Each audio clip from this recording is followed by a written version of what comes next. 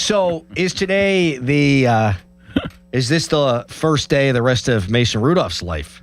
Is he on the outs? What's going to happen with your guy? How are they going to go about this, do you think? The way I look at it is if we're proceeding as planned of winning now, he has to be a part of this if your plan is to win now. The only way I can see him not being a part of the future and be moved or traded or anything is if one of these two guys just absolutely kill it in the summer and in training. Even then, I would be a little bit worried. Well, then what do you do?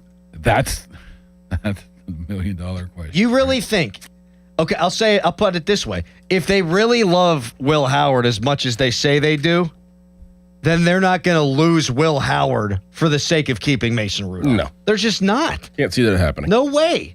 And they're not going to cut Drew Aller. They just used the 76th overall pick on it. Never. You just spent all this money on these free agency. You got the 42-year-old quarterback coming back. You're all in. You got the new coach who does not. You have to believe that they don't want to have the first season without Mike Tomlin being a losing season. That you better have something in plan.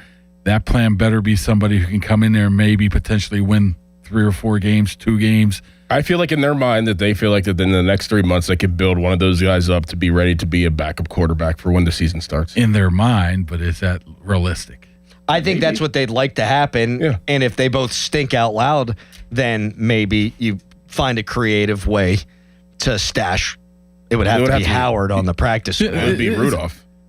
Rudolph probably wouldn't go. They wouldn't do that. They wouldn't do him dirty like that. But they could still pay him. They could still pay him a salary and be like, "Hey, we want you around." Well, that's what I'm thinking with. Squad. That's what I'm thinking about Howard, right? But somebody will pick him up. All he has to do is clear waivers. If they cut him, then he can go in the practice squad, and they can give him extra money. Say stay around. He might think this is the best opportunity as well. Next year, if Will Howard's here, he's going to be in the mix, right? You would think of being a starting quarterback with Drew Aller. This is his best opportunity. Go on the practice squad unless somebody obviously picks you up. That could be a way too. I mean, are we overvaluing Will Howard? Well, here's the thing. Here's the risk. You're not going to make any of these moves until after preseason. Mm-hmm. And now the world is going to get to see those guys in the preseason. If both young quarterbacks play well, you'd think good problem to have, but you're not going to be able to sneak Will Howard onto the practice squad if he plays well. Right. Someone will take the flyer. No doubt. The problem is look at the third-string quarterbacks around the league. You won't recognize 3/4 of their names. So I'm going against my argument here that somebody might pick him up. But how about this one? How about just keeping 4? You're going to roster 4?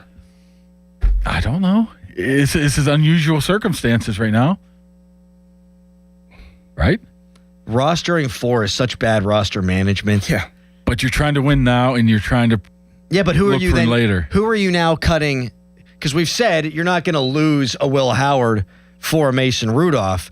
Who are you now cutting loose because you're keeping Mason Rudolph? Do they care so much about a 4-string safety? I mean, the practice squads are rules that you can bring guys up a couple times a year and put them right back. Maybe that's something they use. I mean, I wouldn't say this is a perfect plan, but maybe this year this has to be the plan. But you know what they're going to say. These things tend to work out themselves. What if are you going to lose, not that I have any idea what this guy's going to be, but would you cut a Gabe Rubio? Yeah.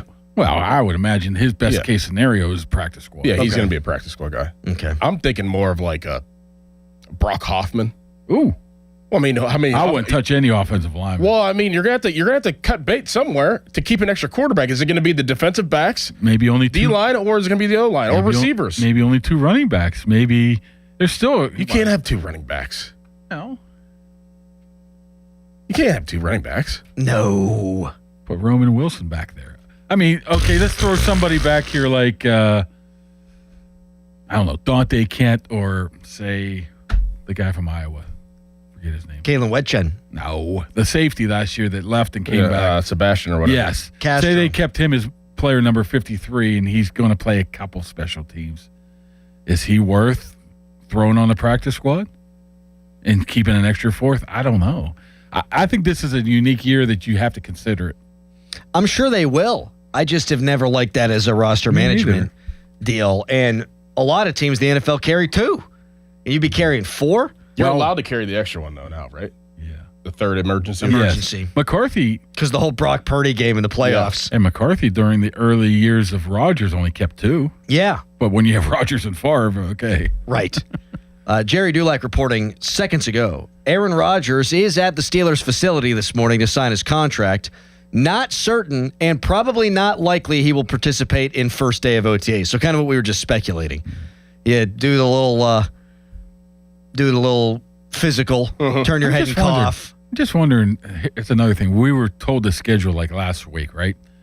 And there was like very limited media availability as watching on Monday. I was like, what's this all about? Maybe this was the plan all along, huh? Well, I think if he's not under contract, he can still be there. Oh, he's going to be there. He'll just be probably there. after he stretches and we leave. Yeah, which that's fine. Let the young guys get the snaps, and then he'll throw on the side with some of the older guys. It'll all become official, and then he'll probably practice tomorrow. And we didn't think he'd be at any of the OTAs. I don't think he'll practice tomorrow. Okay, when do they practice? Wednesday next? and Thursday. Okay, oh, wow. God, the new CBA. Dorin, these guys got it good, They man. got it so good. It's Day crazy. 1 of OTAs, off day. I think that's just a McCarthy schedule. Get out of here with that. That's crazy. Tunch and Wolf rolling over right now. Oh, my goodness.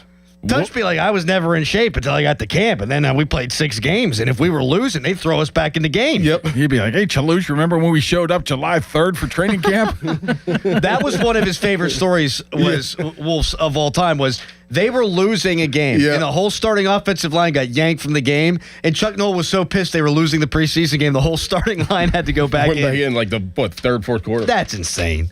There would be like, they'd take it to the NFLPA if that happened now. Oh, yeah. Oh, dude, Done. people be losing their jobs. Losing draft picks. You think cheating on your wife with Diana Rossini's bad? Wait till you play the offensive line in the fourth quarter of a preseason game. You don't talk about a fine.